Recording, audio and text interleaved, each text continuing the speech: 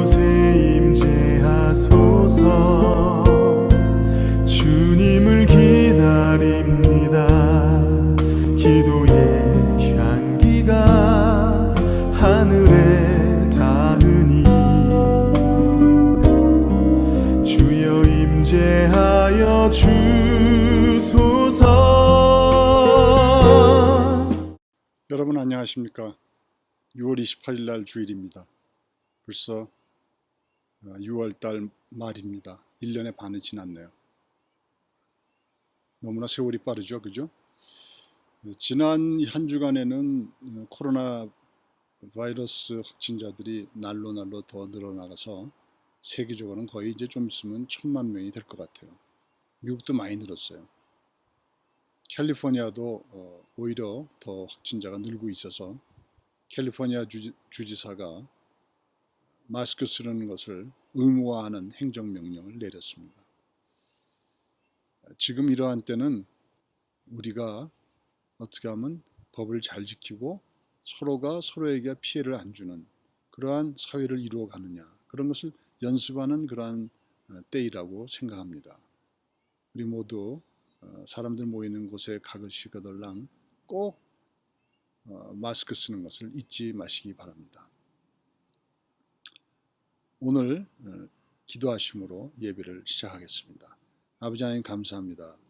저희들 한 주간 주님의 은혜로 살았습니다.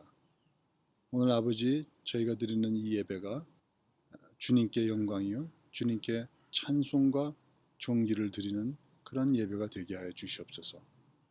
주시는 말씀을 통해서 저희들 하나님께서 얼마나 저희를 사랑하고 계시는지를 깨닫게 되는 그런 귀한 은혜를 허락하여 주시옵소서. 감사드리며 예수 그리스도 이름으로 기도드렸습니다. 아멘. 오늘의 말씀은 나를 존재케 하시는 하나님이라는 주제로 말씀을 전하겠습니다. 본문 말씀은 출애굽기 3장 13절 14절 말씀입니다. 제가 봉독하겠습니다.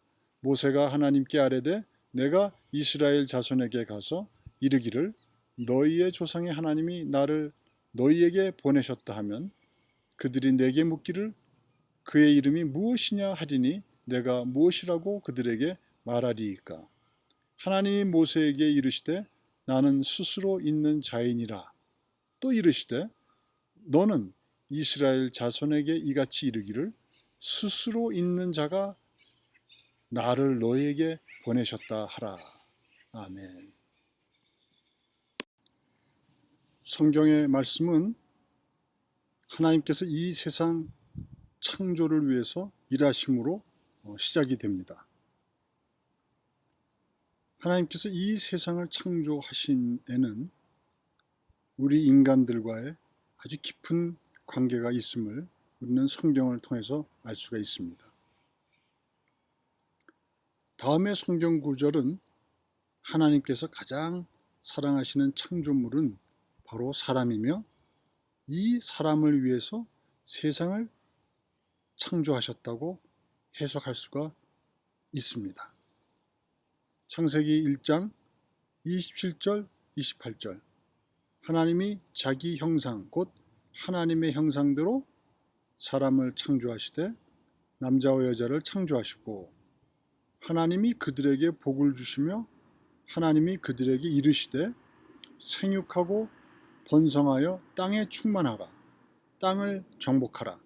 바다의 물고기와 하늘의 새와 땅에 움직이는 모든 생물을 다스리라 하시니라. 성경에서 정확히 이 세상을 하나님께서 왜 창조하셨는지는 말씀하지는 않습니다. 그러나 하나님께서 마지막 날 가장 마지막으로 창조하신 창조물이 바로 사람입니다.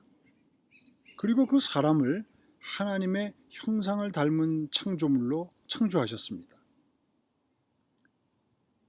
그리고 하나님이 만드신 모든 만물들을 인간들에게 그 창조물들을 다스리도록 하셨습니다.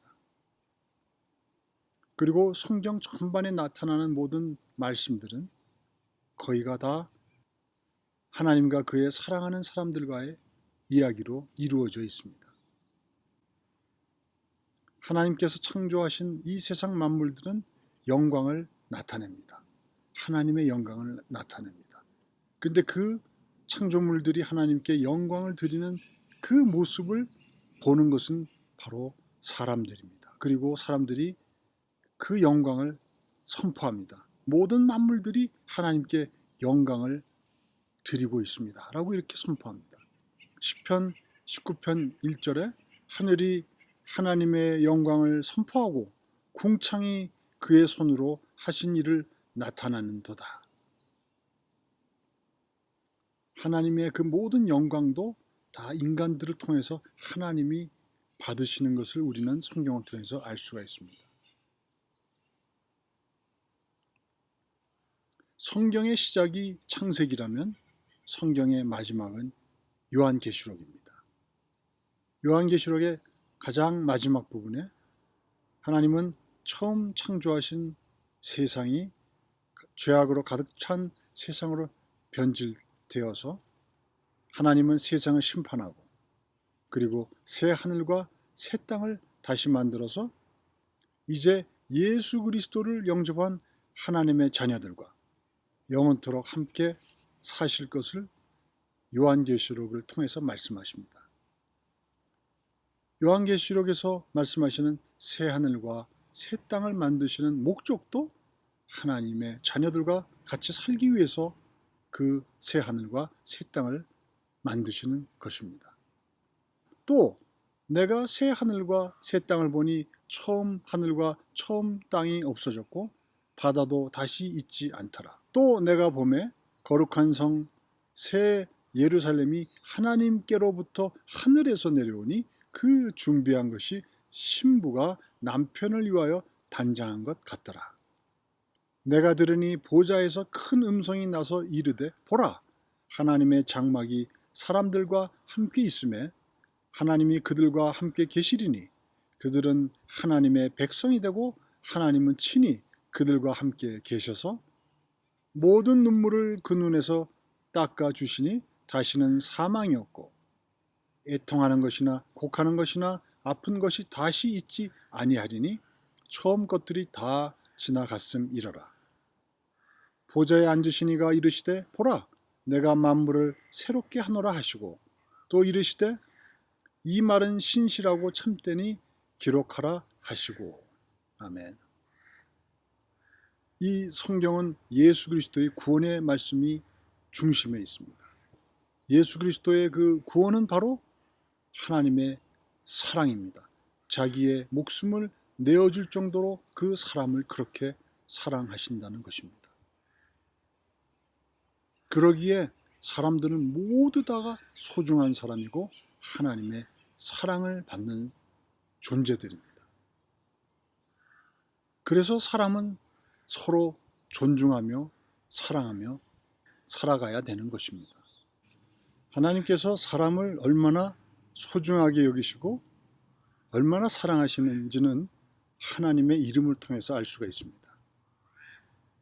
하나님께서 모세를 만나기 전까지는 많은 사람들을 만나주시고 대화하시고 교제도 하셨습니다. 근데 보통 사람들은 하나님을 그냥 아도나이, 주라고 불렀습니다. 나의 주시오 라고 이렇게 불렀습니다. 감히 그들이 거룩하신 하나님의 이름을 부를 수가 없었기 때문입니다. 오늘 본문은 하나님께서 어느 날 모세를 찾아오시는 장면입니다. 모세의 나이가 80살 정도 되었을 때라고 합니다. 평생 처음으로 하나님을 직접 만나게 되었습니다. 그리고 하나님께서 모세에게 소명을 주셨습니다.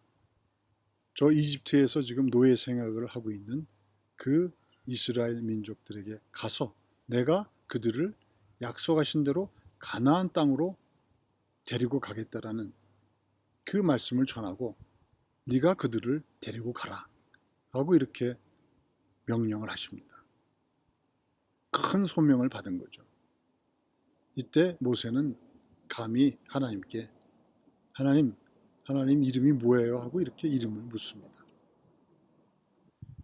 하나님의 이름도 모르고 이집트에서 노예살이하고 있는 그 자기 동족들에게 가서 하나님의 이름을 부르며 그분이 나를 보냈다고 증명하고 싶었을 것입니다. 하나님은 모세에게 하나님의 이름을 가르쳐 주십니다. 나는 야훼다. 하나님의 이름은 스스로 존재하시는 분이다는 그런 뜻입니다. 여러분, 하나님의 이름은 너무나 멋이 있지 않습니까? 이 나는 스스로 존재하는 존재이다. 그 뜻은 아주 절대적인 능력을 그 이름 안에 내포하고 있습니다. 나는 스스로 존재한다. 누구도 나를 만들지 않았고 누구도 나의 존재에 영향을 미칠 수 없는 나는 그러한 존재이다. 그렇기 때문에 나는 바로 그분은 하나밖에 없는 절대자이신 것입니다. 그분은 하나밖에 없는 온 우주에 온 세상에 하나밖에 없는 절대자이십니다. 그의 이름에는 모든 뜻과 모든 능력이 담겨져 있습니다. 하나님은 스스로 존재하시는 인격체이십니다. 아무도 그분의 존재의 가치를 측정을 할 수도 없습니다. 그리고 왜 존재하는지, 존재의 의미와 이유를 논할 수가 없습니다. 오직 그분만이 그분 존재의 의미와 이유를 알고 계시고 그 이유와 의미를, 가치를 그가 창조하신 피조물들에게 조금씩 나타내실 수가 있습니다. 그분에 대해서는 그분이 가르쳐 주어야만 알 수가 있습니다. 그리고 그분이 정하신 때, 원하신 때 나타나시고 그분의 뜻도 그분이 원하시는 때에 나타내시게 됩니다. 이렇게 스스로 존재하는 분, 그분이 사람을 창조하신 것입니다. 스스로 존재하는 분만이 다른 피조물에게 존재의 의미를 부여할 수가 있습니다. 창세기 2장 7절 여호와 하나님이 땅에 흙으로 사람을 지으시고 생기를 그 코에 불어넣으시니 사람이 생명이 되니라. 영어에는 하나님의 생명의 호흡을 흙으로 빚은 사람의 코에다가 불어넣으셨다고 표현하고 있습니다. 그 흙으로 빚은 사람에게 하나님의 생명의 호흡을 불어넣으시니 그 사람이 바로 살아있는 리빙 비잉이 되었다. 살아있는 존재가 되었다는 것입니다. 스스로 존재하는 분만이 다른 피조물에게 존재의 의미를 불어넣으실 수 있고 다른 피조물에게 생명을 부어 넣어 주실 수가 있는 것입니다. 그리고 그 스스로 존재하신 분이 부어주신 생명은 그분만이 거두어 갈 수가 있습니다. 아무도 그 생명을 빼앗아 갈 수가 없습니다. 예수님께서 마태복음 10장 28절에 말씀하십니다. 몸은 죽여도 영혼은 능히 죽이지 못하는 자들을 두려워하지 말고 오직 몸과 영혼을 능히 지옥에 멸할 수 있는 이를 두려워하라. 아무도 우리의 이 생명을 걷어갈 수 없다는 것입니다. 오로지 하나님만 하실 수 있다는 것입니다. 스스로 존재하시는 그분이 인격으로 우리에게 오셔서 우리를 인격으로 대해 주시고 그리고 우리를 인격으로 대하실 뿐만 아니라 대화도 하시고 그리고 교제도 하시고 같이 일도 하시고 사랑을 나누며 관계를 가지십니다. 이 얼마나 멋있는 창조자와 피조물 간의 관계입니까? 여러분 생각을 해보십시오. 가장 선하시고 절대적으로 선하시고 공의로우시며 사랑으로 충만하신 분이 오셔서 나를 인격으로 대하고 나와 교제하시고 사랑을 나눈다고 생각을 해보십시오. 그 기쁨이 얼마나 크고 영광스럽겠습니까? 그리고 우리를 그렇게 존귀하게 여기고 사랑하시는 하나님께서 그 죄와 사망에 묶여서 고난 중에 있고 그것을 벗어나지 못하고 사단의 노예로 살고 있는 사람들을 볼 때 얼마나 가슴이 아프셨겠습니까? 그 사람들을 왜 하나님께서 구원하실 수밖에 없는지 여러분은 이해하실 수 있을 것입니다. 하나님의 이름 야훼에는 절대적인 사람을 향한 사랑의 그 뜻이 들어있을 뿐만 아니라 하나님의 이름에는 죄와 사망 중에 있는 그의 가장 사랑하는 창조물인 사람들에 대한 그의 절대적인 구원의 계획이 들어있습니다. 하나님은 사랑하는 사람을 세상 중에 내놓았을 때 사람이 사단의 유혹에 넘어가 선악과를 따먹고 죄와 사망의 노예가 되는 존재로 추락할 것을 미리 하나님은 아셨습니다. 그래서 하나님은 그들을 구원할 계획을 이미 창세전서부터 갖고 계셨고 그의 이름을 통해서 이미 그 구원을 계획하고 계심을 나타내고 계십니다. 야훼는 욤, 해, 밥, 해라는 히브리어 알파벳으로 구성되어 있습니다. 이 히브리어는 오른쪽으로부터 왼쪽으로 읽는데 야훼, 욤라는 알파벳과 해라는 알파벳, 밥이라는 알파벳, 해라는 알파벳으로 이어져서 야훼라고 이렇게 읽습니다. 이 야훼는 나는 스스로 존재하는 자라고 이렇게 설명을 드렸습니다. 근데 그 알파벳 욤, 해, 밥, 해는 각각이 그 알파벳만의 또한 뜻을 갖고 있습니다.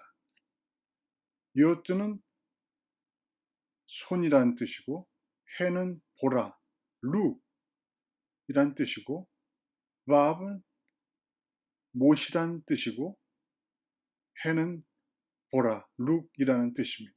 따라서 이 네 알파벳으로 이루어진 야훼는 무슨 뜻을 갖고 있냐면 손을 보라, 못을 보라라는 뜻을 갖고 있습니다.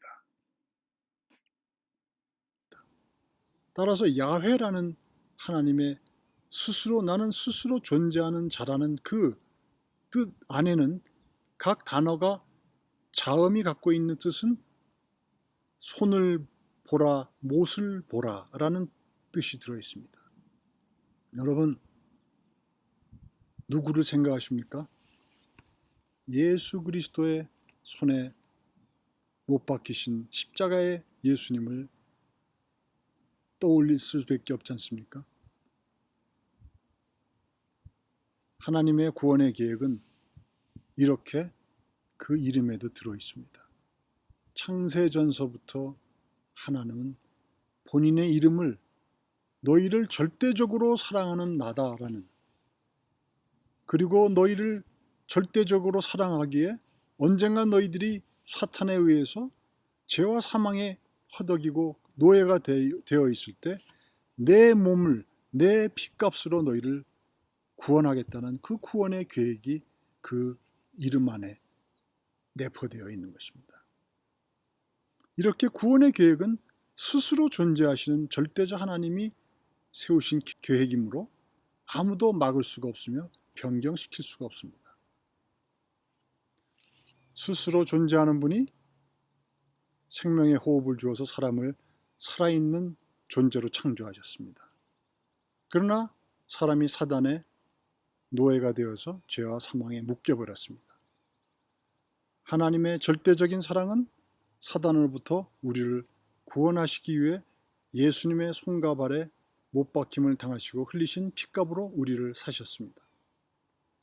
이제 우리는 예수 그리스도의 피값으로 사단의 죄와 사망의 권세로부터 구원받았다는 것을 믿기만 하면 흙으로 빚은 사람에게 하나님의 호흡을 불어넣어서 살아있는 존재로 사람을 창조하셨듯이 성령으로 믿기만 하면, 예수님을 믿기만 하면 성령으로 다시 태어난 영적인 존재 하나님의 자녀가 되는 것입니다. 이러한 하나님의 구원의 계획이 하나님의 이름 안에 숨겨져 있는 것입니다. 우리의 존재의 가치는 바로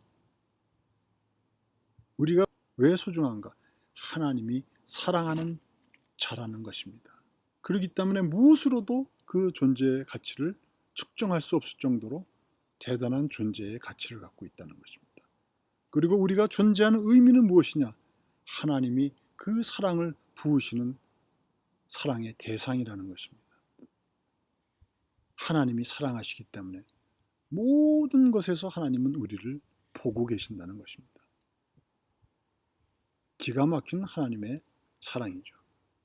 왜 우리가 존재해야 되는지 여러분 이해가 되십니까? 여러분, 내가 얼마나 하나님이 사랑하는 사람인가를 깨닫는 은혜가 임하시기를 예수 그리스도의 이름으로 축원합니다. 아멘. 감사합니다. 다음 주에 또 뵙겠습니다.